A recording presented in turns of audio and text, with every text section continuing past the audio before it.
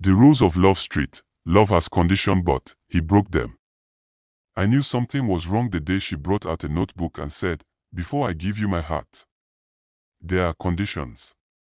At first, everybody laughed. Seriously, who says something like that before a relationship becomes serious? We thought she was joking. We thought maybe she wanted attention. We thought it was one of those social media ideas people try once and later forget. But looking back now, I wish we had taken her seriously, because by the end of that month, nobody was laughing anymore. That evening felt like every normal day in Lagos. The weather was hot enough to frustrate anybody. NEPA had taken light since afternoon, so everybody dragged their plastic chairs outside. People sat in little groups discussing football, food prices, politics, and problems nobody could solve. Children ran around barefoot. Someone argued loudly across the street. Near the gates, one woman was frying puff-puff and the smell floated everywhere. That smell alone could make a broke person suddenly remember hunger. I was at Connell's apartment in Yoba. Connell's place wasn't big, but somehow everybody ended up there. If you were bored, hungry, stressed, heartbroken, avoiding your landlord, or just needed somewhere to relax, Connell's place always welcomed you. Music played softly, people laughed, snacks moved around, everything felt normal, until the door opened. And then she walked in. Her name was Zara. Simple black dress, simple earrings, no flashy fashion, no heavy makeup, nothing dramatic. Yet somehow, the room noticed her immediately. You know, some people don't enter a room loudly. Their presence speaks before they do. That was Zara. She looked calm. Too calm, like somebody carrying thoughts nobody else could hear. Then there was Jay, complete opposite. Jay was loud, very loud. That guy could walk into silence and personally offend it. Always joking, always smiling, always talking, always acting like life had never stressed him before. The moment Jay saw Zara, I noticed his face change, and immediately I knew trouble was coming, because Jay loved challenges. Later that evening I asked Connor who she was. He smiled. Jay's girl. I looked back immediately. That surprised me, because they looked like people from two completely different stories. Apparently they met inside a supermarket months earlier. Long queue, slow cashier, everybody annoyed. Jay started his usual jokes, talking loudly, making comments, trying to make strangers laugh. Normally people laugh, but Zara didn't. She looked at him and said, "You talk because you're uncomfortable." With silence, guy, even Jay froze. For once in his life somebody analyzed him immediately. Most people ignored him. Some laughed, but nobody had ever read him like that. Instead of feeling offended, he became interested.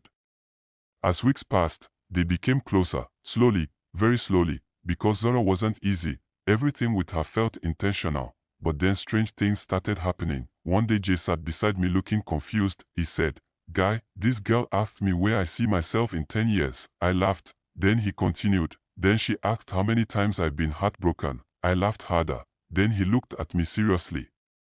"Then she asked if heartbreak changed my personality." Because suddenly, that felt different, very different. The questions continued, about childhood, about fears, about trust, about loyalty, about failures, about pain. At some point Jay looked tired. He said, "I feel like this girl is studying me," and honestly, he wasn't wrong. Then one Friday night, everything changed. We were outside Connor's place again. Music, laughter, small jokes, random discussions. Then Zara suddenly looked at Jay. Her face became serious, and she asked, "Can we talk inside?" Immediately the mood changed. Jay tried joking, "You won't propose?" Nobody laughed, because something about her voice felt different. Inside the sitting room, she sat quietly, opened her handbag, reached inside, and brought out a notebook. Not ordinary notebook, a hardcover journal. Then she placed it on the table. Silence, real silence, the kind where even fan noise becomes loud. Jay laughed nervously. "You're joking." She looked at him. "No." Jay opened it slowly. Then his expression changed. Relationship rules, written clearly. No dishonesty, no emotional games, no disappearing, no fake promises, no flirting, no manipulation, no wasting time. And if trust breaks, everything ends immediately. No arguments, no negotiations, no second chances. Everybody stared, because suddenly, this no longer felt like a relationship. It felt serious. Too serious. Then Zara explained why. Years earlier she dated someone for almost 3 years. She gave him everything: time, support, trust, love. Then one day she discovered he planned to marry somebody else. Different woman, different future. 3 years disappeared immediately. She said after that day, Something inside her changed, and honestly, the way she said it hurt more because she wasn't angry. She sounded tired. Like someone who had already cried enough. Jay looked around. Everybody watched. Wrong audience, wrong moment. Because now pride entered. If he refused, people would talk. If he agreed, he entered unknown territory. Slowly he smiled. Then he said, "Fine, I agree." Everybody laughed. Everybody shouted. Everybody celebrated. Everybody except Zara, because she wasn't smiling, not even a little.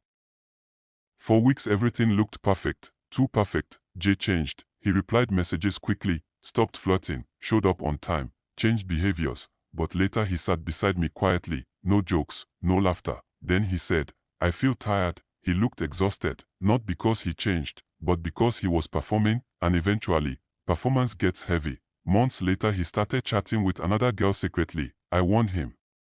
He laughed. Big mistake. Because Lagos has one rule: secrets don't stay hidden forever. The day Zara found out, she came holding that same notebook. No shouting, no drama, no tears. She simply looked at him and said, "You became the exact thing you promised not to become." Then she walked away, just like that. Until today, I still wonder, maybe Zara wasn't controlling. Maybe she was protecting herself. Maybe pain taught her to stop gambling with her heart. Or maybe she simply got tired of people treating love like a game.